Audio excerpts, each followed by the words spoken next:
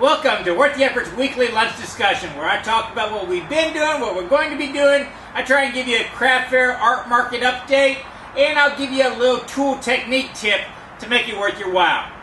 Any guesses what I'm going to be working on this week? Okay, so let's start out talking about what we have been doing. As I said in the last lunch discussion, which was 2 weeks ago, we were going to do a production run of hand mirrors, and this is what we came up with. I made a dozen of these, and when I do production runs, I like to do about 12. Now, in the art markets, I don't display them all. I'll leave 4 out, and as you sell them, as people walk away, you put the new one out, so that they don't know that there are a lot of them out there. I also came up with a new design for a mirror based on something I saw on the internet. I saw a picture a long time ago. I saved it into my folder called Inspirational Ideas. I wish I knew where it came from, but I don't know how they built it. I just used my thinking on it and I changed up the design. It was just inspiration. And this was a mirror that I'm kind of built specifically to market to other vendors, because you have a lot of jewelry people out there, and I wanted to make something that they didn't have to sit there and hold a mirror out to people, because that can be kind of intimidating, having somebody hold a mirror up for you.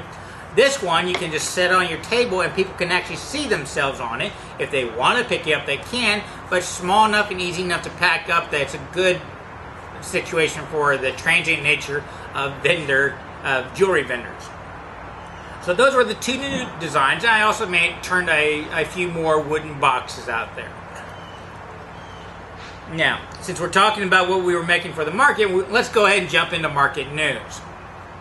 I went to our standard second weekend of the month Art Squared in San Marcos 2 weekends ago, and if you remember from last week when our target goal is a $500 in sales, and we really sold a little under $200. I can't explain it why. They had good music. It was great weather. There might have been some other events going on, but we just did not have the traffic. And I'm trying to think back to past years, but October has traditionally been somewhat slow for the art markets. But I think my thinking was we got a lot of the people we spoke to who saw us in this month come back in November and December. It's kind of pre-shopping. They're remembering what's out there, and they'll spend their money in the later months. So October, I believe, is somewhat of a building month, if I remember correctly.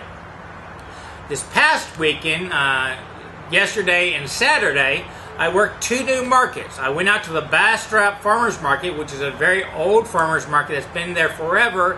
It's located inside in a city metal barn, and the weekly vendors are kind of inside, where the transient people like me that come and go were located out on the back porch. But you didn't have to bring your tent, and you were just out in the sun.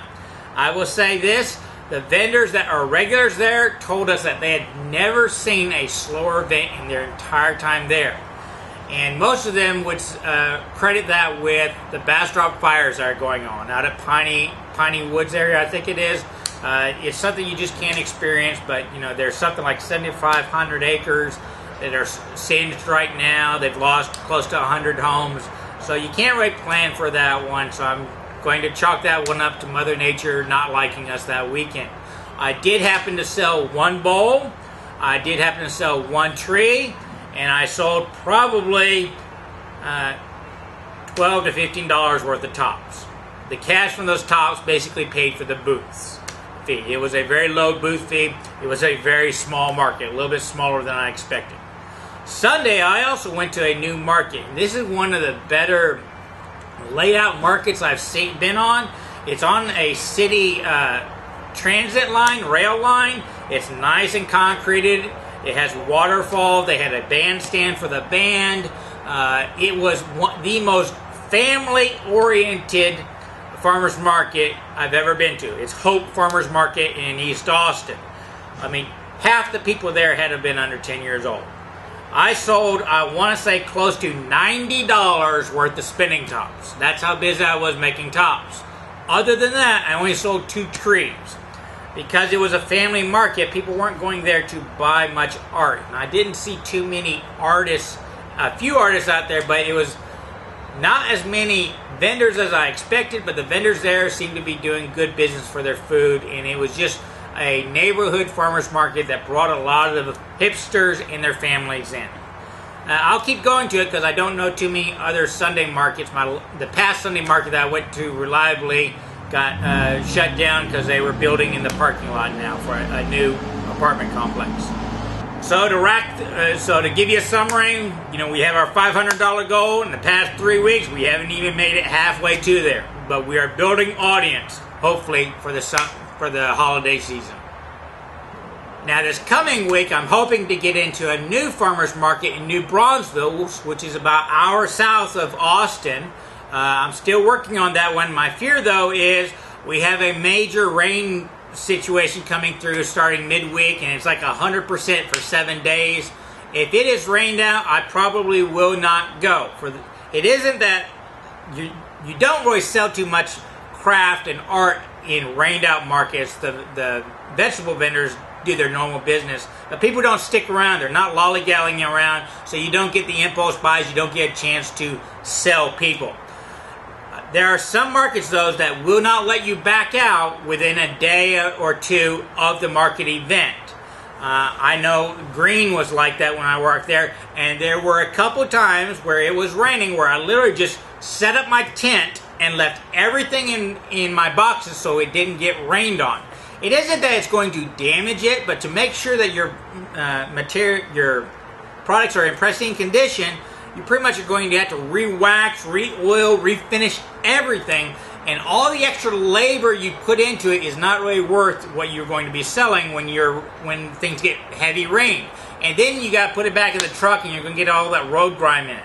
So traditionally, whenever it's a good chance of raining, I'm a wuss. I'm not going to show up. I don't think it's worth the dollar amount to do that one. In my last video where I introduced you to this market news concept, I talked about barking or being a barker, and it's something you just have to do. If you knew me personally, I'm one of the most quietest guys you will ever meet. I'm the guy in the corner of the parties. I would rather be behind the bar serving people than at the bar talking to people. It's just that my nature. But when you go to the market, if you have to act to do it, you have to be an extrovert. You have to be out there. You have to be talking to people. If you're going to sit behind your counter, set all your shit out, and just expect to act like a cashier, you would be better off going to a big box store and being a cashier. If you are working at art market, you have to sell. You have to get up. You have to talk to people. You have to bring them in. So here's a few things I do. It's best to do it with humor to get people talking. I'm a woodworker, so if I'm working at my lathe or at my workbench demonstrating and I see a couple walking past, they kind of look in but they keep going, that is a prime customer for some impulse buys. You don't want them to keep going. So I will stop real quick and I look at, hey, don't worry, the wood died a long time ago. You can come in, it won't bite. And that, most times that will get people to snicker, they'll laugh, they'll come in and look around. At least it gets them coming in. If I have no audience around and I'm at my lathe turning and nobody's here and I see somebody walking past, I will sit there, what's your favorite color? And I will drag them in verbally talking about colors. Hey, come on in, let me show you something. You like pink? If it is a male and female, which generally it is, you ask the lady, what's her favorite color? Purple. Then you pull out a purple marker from my little marker thing, and I'll turn to the guy and I say, I know you're never supposed to ask a Y chromosome this, but what goes with purple? Invariably, because they're just shocked that somebody's talking to them about color, they're going to hesitate. It isn't the fact that they got a Y chromosome, it's just, this is kind of weird, okay? And then you can go off on it. I'm telling you, it's a Y chromosome stuff, you go back to the lady. Will you help them out? What goes with purple? Once they pick two colors, instead of walking past, they're now involved in you and say, let me show you something. Set it down. I'll do my little turning spiel. I'll do my little spiel on what is a sign of a true artist, the ability to draw perfect circles freehands. I'll rant them. I'll get them laughing. And all of a sudden, they are engaged in my booth. And while I'm doing something, you can tell they are looking around. They will touch stuff. They'll come back to the lathe when I got the top made or when I let them color it. It's all involved. But I am dragging people who would have just walked past to come in. Other things I've done since I turn tops a lot, and if it's slow and nobody's in my booth, I have a bowl where people do their top battles. I will pick that bowl up. I will walk out of my booth. I will stand in front of the crowd. People are walking in. I'll have a little bowl of tops. I'll have my bowl for them to battle in. I'll go, pick your ammunition. I'll walk up to 4 or 5 people, and they'll say, what? I say, pick a top. And they reach in, and everyone picks a top. I say, okay, battle of sexes here and now. X versus Y chromosomes. I put it out there. On the count of 3, everyone spin. Last one winning wins. All of a sudden, you're engaging them. Okay? I'm not in my booth. My booth's behind me. I'm talking out them out in the crowd. You'll get 4 people participating. You'll get a whole crowd around them also watching, seeing what this crazy dude's doing. Okay? You go, 1, 2, you drop it. Okay, what's the bet? No bets? Okay, 1, 2, 3, spin. And here's the trick. Once they start spinning in that bowl, I walk back to my booth with that bowl, and I set it down on my normal table that's in the middle of my booth. So in order for them to see who wins the battle, they have to come in, and they will bring all the spectators with them. Okay? So you got to figure out some way to get people from walking past to coming into your booth. That's called barking, or being a barker. And yeah, New York Times Square strip clubs. That's the easiest explanation I can see. You see it all the times in the movie. You're engaging the audience. Once again, if you just want to set your stuff out, sit back in a chair and act like a cashier, go be a cashier. Okay, that's enough market news and selling tips for you this week. Next week, I'll tell you how it went in the upcoming weekend, or if I even went. And if I can think of some new selling tips and techniques, I'll pass them along to you. This upcoming week, yesterday after the Hope Market, I went by my dad's place and I pulled all the bowls out of the refrigerator kiln that we built up there.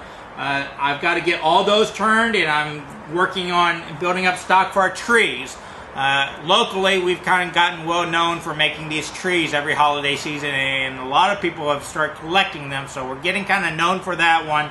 So I've got to start building inventory now so that I will have several hundred available come Thanksgiving weekend.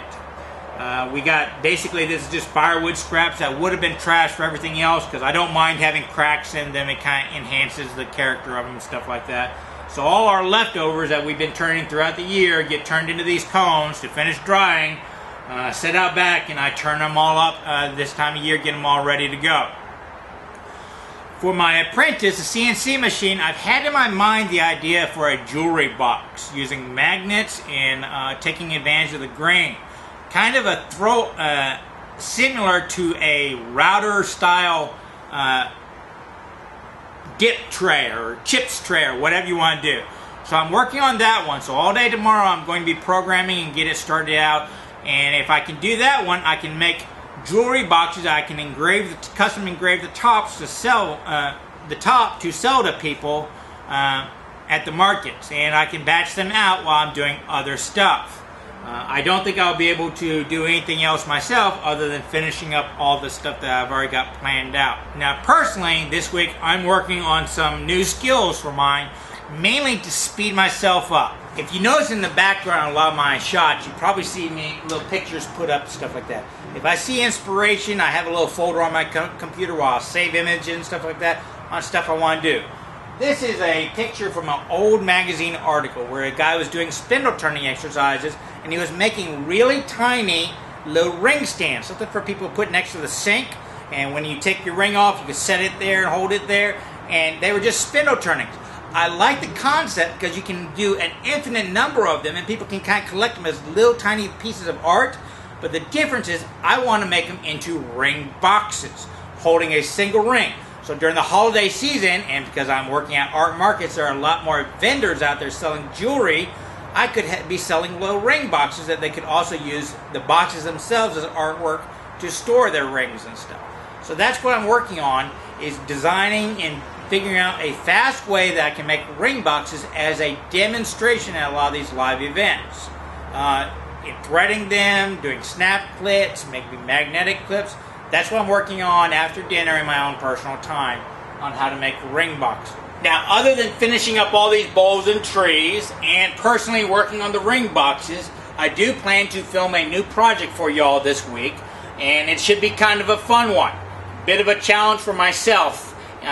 I'm going to, on Thursday, wake up at 6 a.m., go to the big box store, and with the money I'm getting from YouTube, hopefully this week, I'm going to buy one board, one giant 2x12, and I'm going to give myself one day with that one board and anything else I have in my shop, that's my rules, to build a table.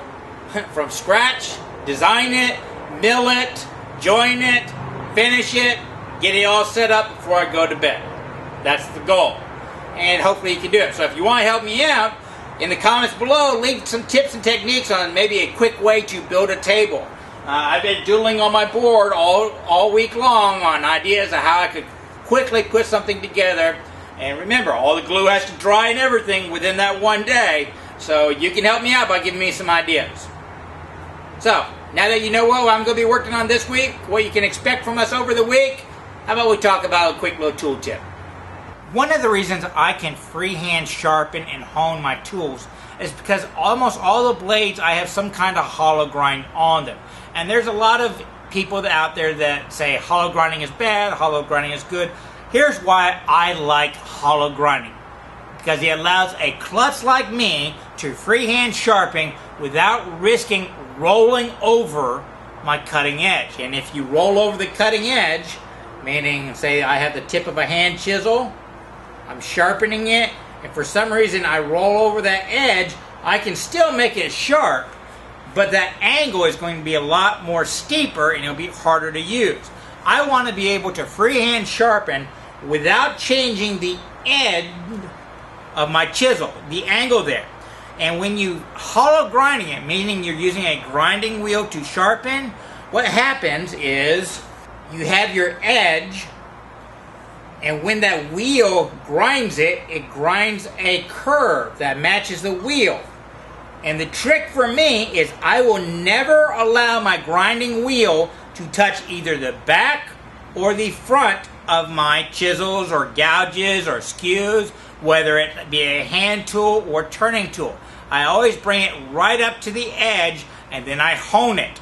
That way this edge always stays nice and polished, and this angle from here to here always stays the same. If I'm a little bit off, as long as I never touch those 2 points, my angle stays the same. And I won't have to reset my angle on my hand chisels maybe once a year, if that much. Basically, I grind and hone, grind and hone.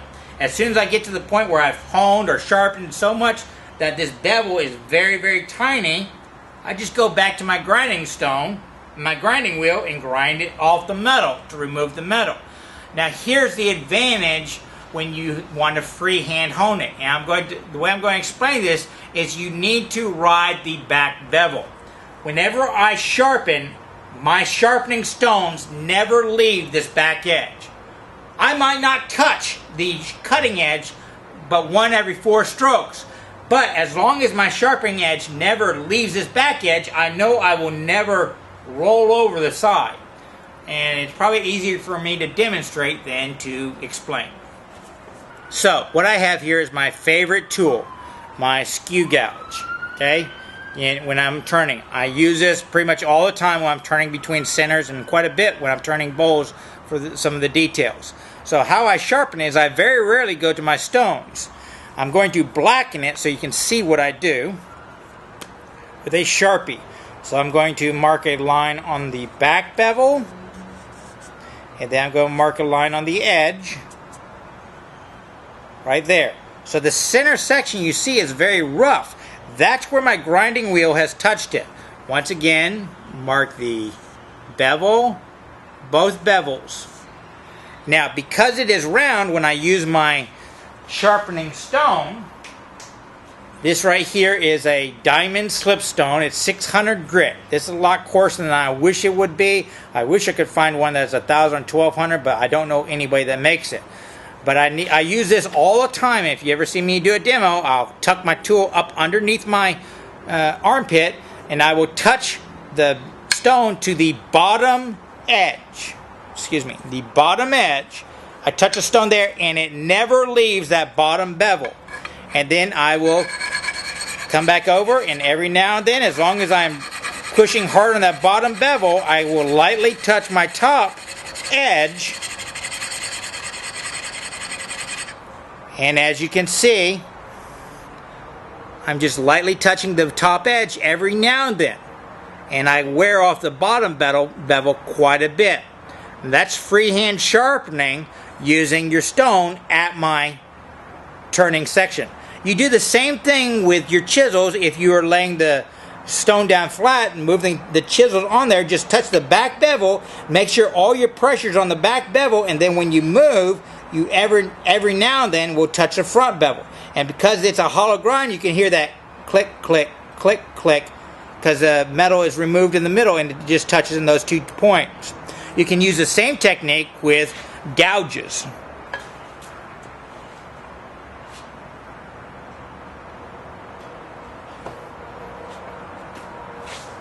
So once again, while I'm sharpening at my lathe, remember your turning wheels are generally like 36 or 100 grit. Mine are really rough because they never really touch the edge. But if you notice, I will touch my stone and I can feel it. Click, click, click, click, click, click, click. I make sure I keep the pressure on the back bevel, not the bevel that's the cutting edge. I get it going, and then every now and then I would touch it, and I just kind of rotate it in my arm, and I sharpen my gouges right then and there, and that's all it takes. Then I would take, because I use a slipstone, I'll put it in the middle, and I'll get the burr off on the other edge, and then I go back to work. I don't have to walk the 5 feet over to my grinding stone. Plus, that's sharpening at 600 grit versus 36 grit at my grinding stone. So that is a way to freehand sharpen your tools and take advantage of the fact that you've got a hollow grind on your tools to sharpen them without rounding over or rolling over your edge. I hope you enjoyed this video, and if you want more, or if you'd like to support the channel and help me pay for materials to make the videos, because materials cost money, and a lot of the projects I make we can't really use here, so I end up selling them. But if you want to help fund us, you can do that by going to our website, Worth the Effort, and going to the support page. Or YouTube has started something that on our channel page, there's a little blue button that you can click on to throw a few shekels our own way.